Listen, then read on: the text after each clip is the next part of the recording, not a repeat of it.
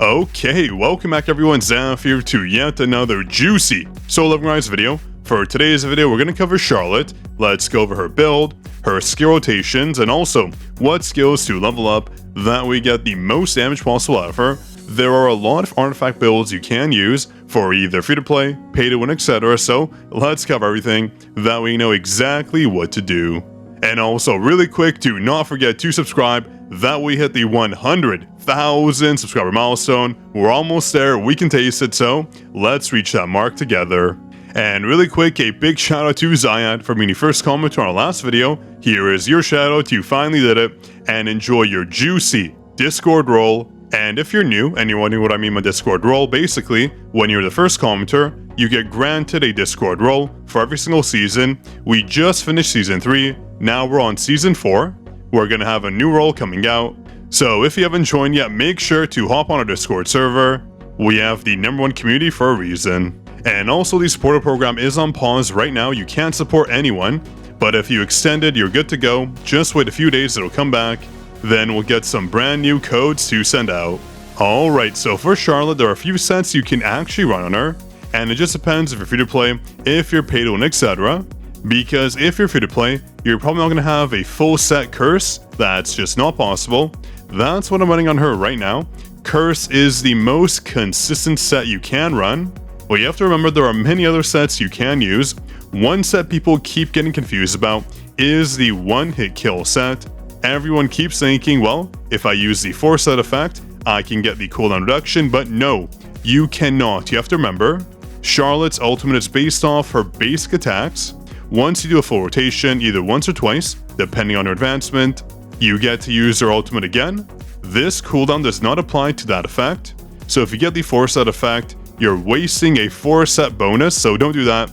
You're better off using the 2-set effect here, and then using a 2-set piece curse, and then also using it with the obsidian set, only if it's a shorter battle. If it's a long battle, although this is probably one of the best sets in the game, it is restricted by the requirement of being over 40% mana, so make sure you keep this in mind. Otherwise, you can use this set, but you'll lose the bonus quickly if you're running out of mana. And just remember for Charlotte, if you look at her skills, even though she's a DPS, she scales off defense. That's new, so no more attack is needed. You're using defense for artifacts. So ideally on hunters, you do want additional defense. Defense percentage is good too, but you do get marginally more defense when it comes to the additional stat. For Jinu, the percentage stat is better, but for hunters right now, since they don't get too many bonuses, they don't have 2 weapons like Jinu does, the flat bonus does turn out to be better, so keep that in mind. And other substats you can look for your artifacts would have to be crit damage. That's another good one, of course. Same with damage increase if I can find it. There we go, damage increase, defense spend 2.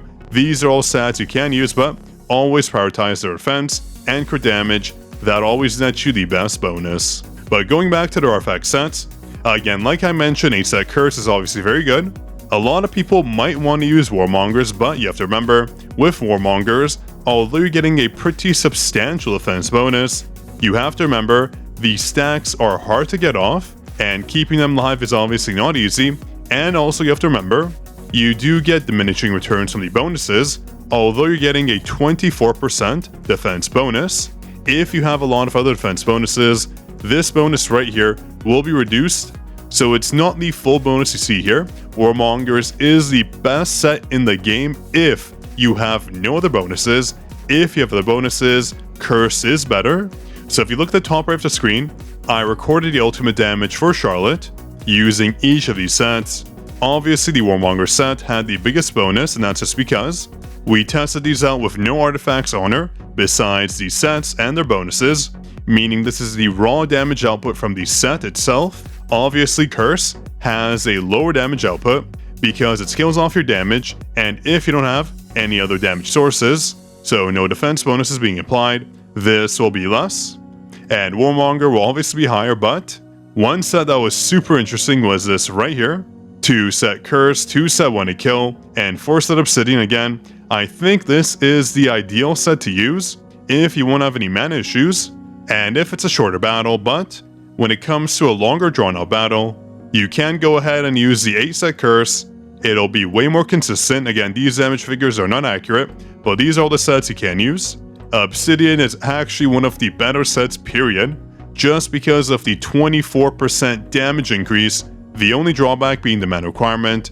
So you can give all these sets a try, minus any sets using the Warmonger set. It just won't work out unless you're free to play and you can't use the Curse set. You haven't unlocked it yet. Warmongers will be your best bet. Warmongers and Obsidian will probably be your best bet to use until you unlock Curse, that way you get the most damage possible. Now with that said, let's go over skill rotation. Super simple if you ask me. Let me just hop into a game mode because we still don't have a testing phase, unfortunately, where we can test our damage out and show rotations, etc. After I do this, I'll cover what skill levels you should get. Very important to know. You don't want to waste them because skill scrolls and also mana power extracts are not easy to come by. So when you start out, there's two options. You can just start out by auto attacking 1, 2, 3 times to get ultimate up. But before you use your ultimate, you should always use your Q. This provides a dark damage increase as you saw there. And now you can use your ultimate. Once you use your ultimate, you get another bonus effect, that being to your other basic skill. So this skill right here just received a damage bonus. So that's literally the rotation. Super simple if you ask me. Basically use your Q, make sure to auto attack, build up your ultimate stacks, and then use your ultimate. After you use your ultimate, use your E because it just got a buff from your ultimate and you are good to go. That's the simplest rotation. Nothing too complicated there. Let me just show you your skills real quick so you understand. So you see here when Charlotte gets 1 advancement, her first basic skill gives you a 15% damage increase to Dark. That's why we use it first, of course. And the reason why we use her ultimate next and not her next basic skill is because when the user uses Take This, that's her ultimate, it increases the damage of Harper Help by 50%, this skill here. So you're getting a 50% damage bonus, which is perfect. Meaning that's why you use your ultimate first, then this skill right here, to get the most damage possible. And when it comes to skill levels, very simple. You want her ultimate leveled up to the maximum possible. Charlotte's DPS is strictly based off her ultimate. It's on a 20-second cooldown, as long as you land 3 basic attacks. And of course, if you have her to, I believe, A1, for the 20-second cooldown reduction from 40 seconds, pretty substantial. And then you want to max her E. This provides a lot of damage as well. You should also get your basic attack to level 7 as well. Her basic attacks do deal some damage, since technically at the A4 mark, she does attack 60% faster, meaning she can deal a little bit more damage from basic attacks, so not too bad. And her core attack scaling isn't too bad, but not a priority. So basically your ultimate should be leveled up. Her E should be leveled up as well, this basic skill here, then her basic attacks, and then it's up to you what you want to do. You can level up her Twinkle skill for star, that's hilarious. You can level up her core attack. You can level up her basic skill here, but again, not too much damage. You're just using it for the buff. And her support skill does a nice amount of damage as well. You can level it up. It might be useful for the future, but right now, it doesn't have too much use, so not important. Same for QTE, not important to level up. Just focus on her ultimate, her E, and her basic attacks. That's how you get the most damage out of her. So that should be everything covered. She is getting an adjustment soon because her auto combat kind of sucks. They do need to fix her rotation. Once that's in, she'll be a very strong unit. And for a weapon, you do need it. It provides a very nice bonus to her ultimate skill. 24% damage is no joke, meaning you're going to absolutely pump out damage. So I hope you enjoyed. If you did, of course, drop a like. If you have any questions or concerns, drop down below. And do subscribe, of course, if you want more content like this. And with that said, this was your Code King Zaf signing out.